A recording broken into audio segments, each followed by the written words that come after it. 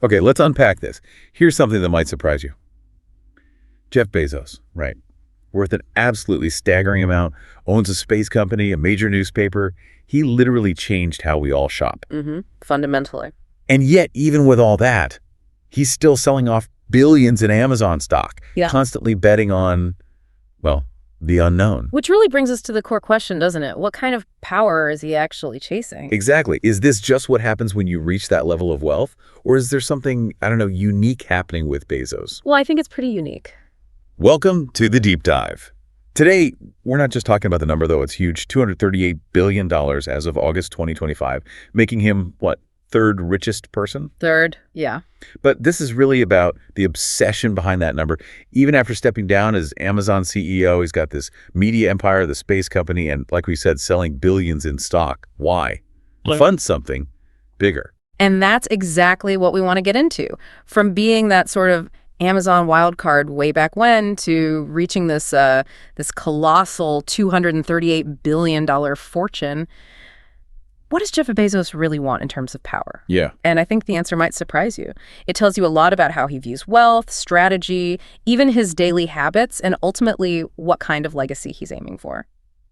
So let's start right there with the money. Because for Bezos, this kind of fortune, it's clearly not the finish line. No, not at all. He calls it fuel for an engine much bigger than himself, which kind of radically redefines wealth, doesn't it? It's not the goal, it's a tool. And what's really interesting is how early he seemed to think that way.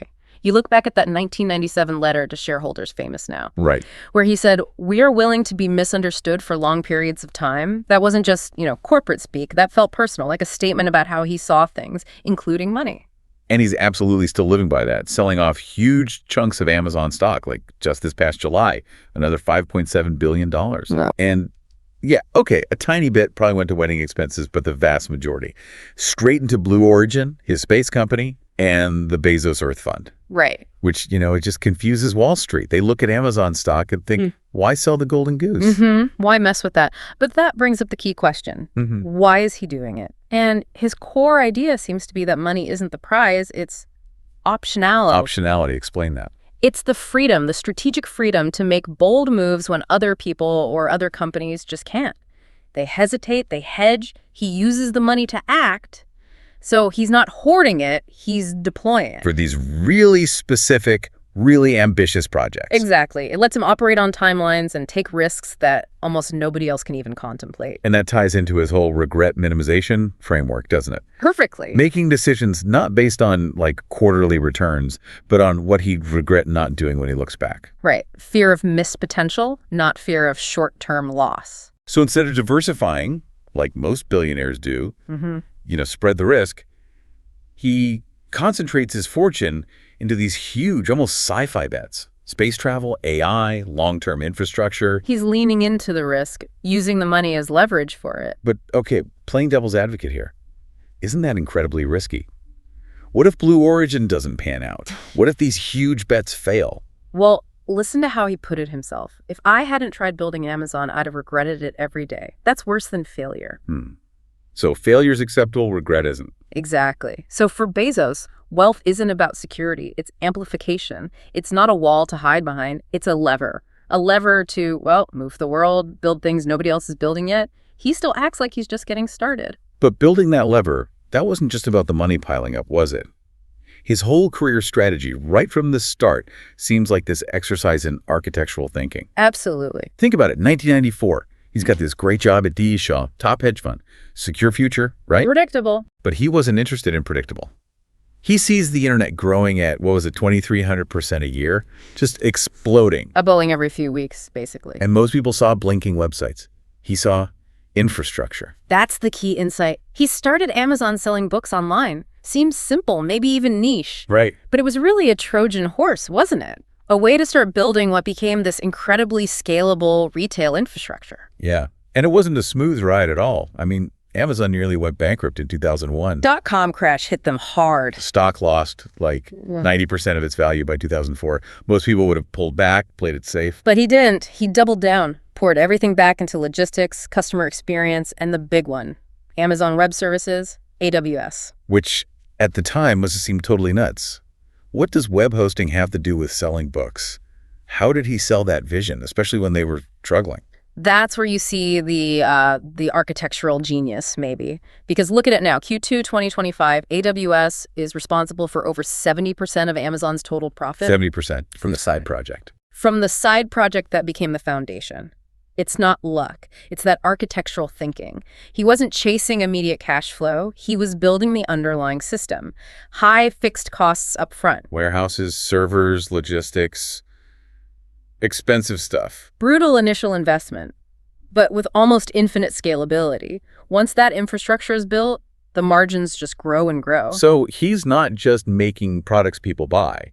He's building these complex systems that are incredibly hard for anyone else to replicate. Exactly. Amazon isn't just a store. It's a platform, a logistics network, a massive data engine. And his personal wealth strategy mirrors that, right? Okay. Keeping most of his fortune in Amazon stock for decades. Yeah, unlike others who cash out and diversify widely, he kept control over the engine. Control over the engine, I like that. And when he does sell shares, it's not to, retire to an island. It's to fuel the next engine. New infrastructure, new bets, Blue Origin. It's all one big blueprint. He said something like, if you only do things where you know the answer. Your company goes away. Right. His wealth, his strategy, it's all built on taking calculated risks on the unknown with immense patience, letting that compounding work its magic, even if it takes decades. Okay, let's shift gears a bit to his daily habits, because there's this interesting paradox.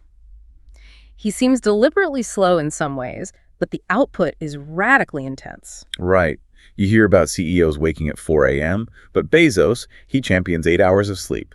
Famously doesn't use an alarm clock. Says he likes to putter in the morning, calm breakfast, and this is a great detail, he apparently washes the dishes himself. Yeah, he joked that the person who washes the dishes is the sexiest man in the house. Maybe there's something to that. But it seems to connect to this idea that, for him, clarity requires rest. Mental sharpness isn't about grinding 24/7, it's about having the space to think clearly. It really challenges that whole hustle culture narrative, doesn't it? Maybe we should all wash more dishes. Could be. And then there's his scheduling. Key decisions. Made around 10 a.m., peak energy. And he limits the number of really big decisions per day. He said something like, if I make 3 good decisions a day, that's enough. Compared himself to Warren Buffett, making maybe 3 a year. It shows this focus on the weight, the irreversibility of major moves, quality over quantity. Which ties into that famous Amazon meeting ritual, right? The 6-page memos. Oh yeah, the narratives, no PowerPoints, no bullet points. Yeah. Before any big strategy meeting, executives have to write these detailed 6-page narrative memos. And he starts the meeting by having everyone just sit there and read it in silence. For up to 30 minutes, yeah. He insists on it, his reasoning. Full sentences are harder to write. There's no way to write a 6-page narratively structured memo and not have clear thinking. It forces rigorous thought. No hiding behind bullet points. That's fascinating. And then there was the empty chair thing in the early days. Right. In board meetings, he'd literally put an empty chair at the table. To represent the customer, the most important person in the room who wasn't actually there. It wasn't just symbolic. It embedded customer obsession right into their decision-making structure. Wow.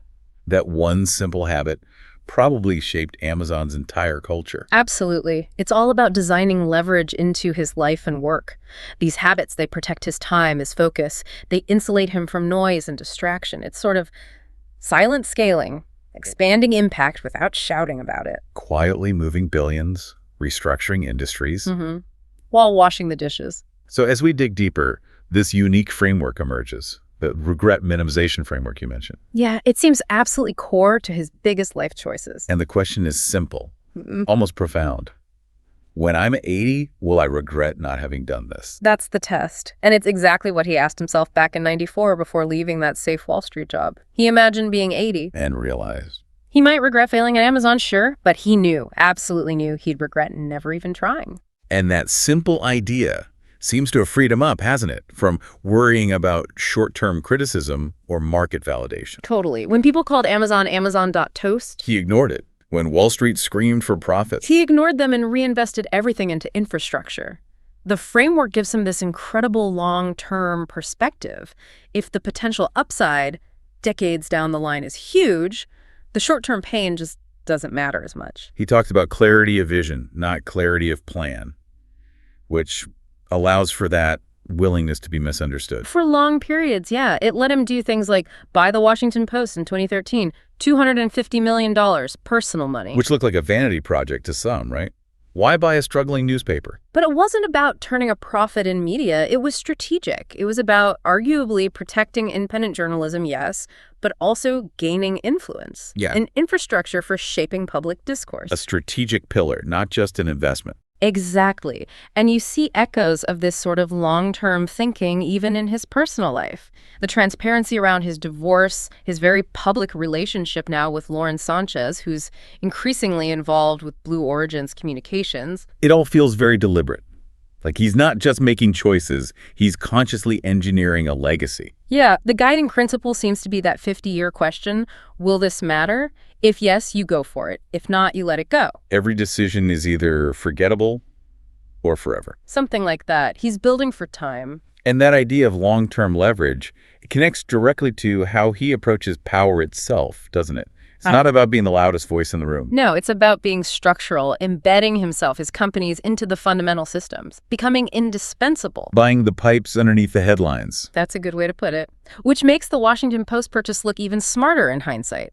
Owning the microphone gives you that permanent seat at the table, that soft power. And then there's the raw structural power of Amazon itself. I mean, the numbers are staggering. Yep. Over 38% of all U.S. e-commerce goes through Amazon. More than a third of everything bought online in the U.S., yeah. Yeah. And AWS, nearly 32% of the entire global cloud infrastructure runs on it. Governments, corporations, even competitors running on his rails. So when he stepped down as CEO, it wasn't really stepping away, it was stepping up. From running the machine to being the architect, overseeing the whole ecosystem. And through Bezos Expeditions, his investment arm, he's placing bets everywhere else too. Mm-hmm. Uber, Airbnb, fusion energy, biotech. It looks like he's positioning pieces on a global chessboard, designing the underlying infrastructure for, well, whatever comes next for human experience. And the biggest piece on that board now seems to be Blue Origin. His most audacious play, for sure. And it's different from, say, SpaceX's Mars focus.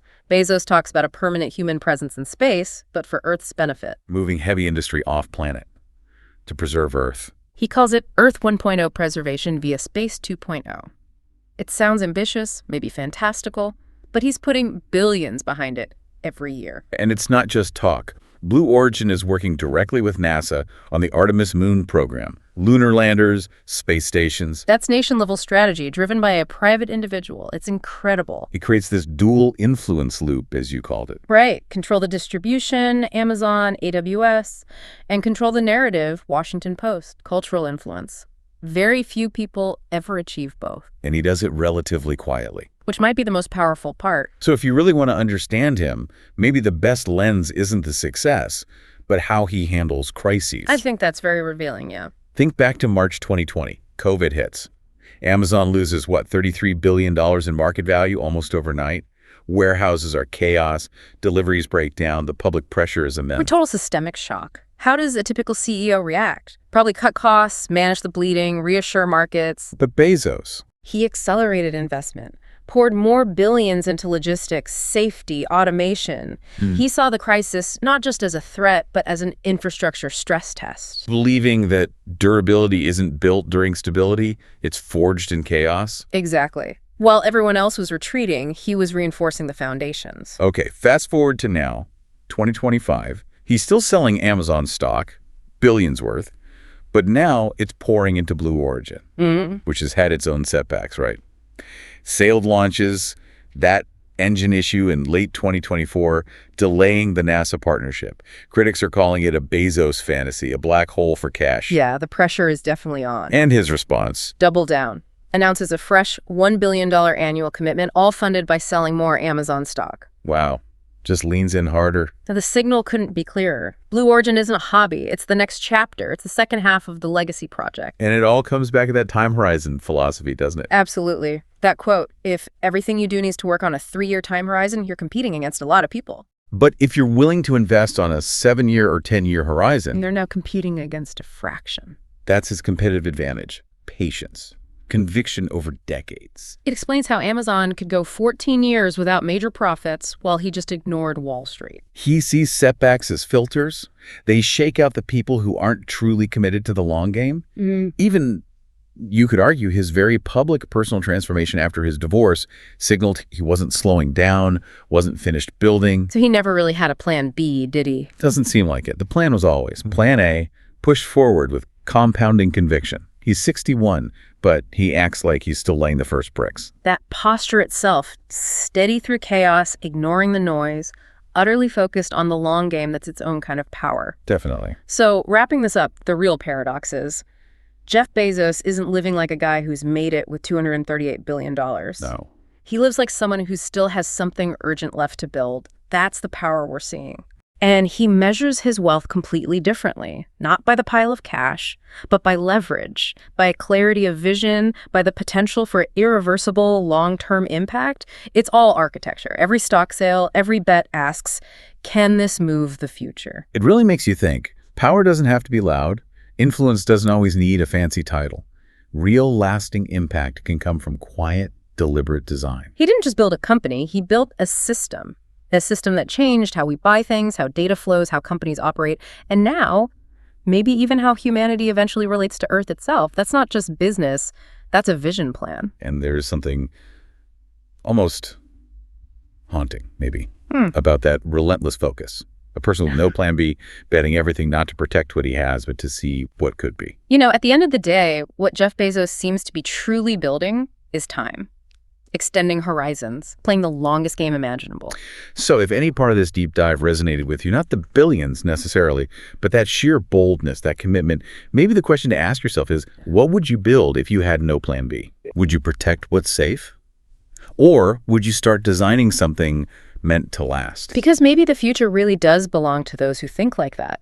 Those who use whatever resources they have, not to retreat, but to reach. Definitely something to think about. If this sparked any thoughts, share them below. Not for us, not for any algorithm, but maybe for the legacy you're building.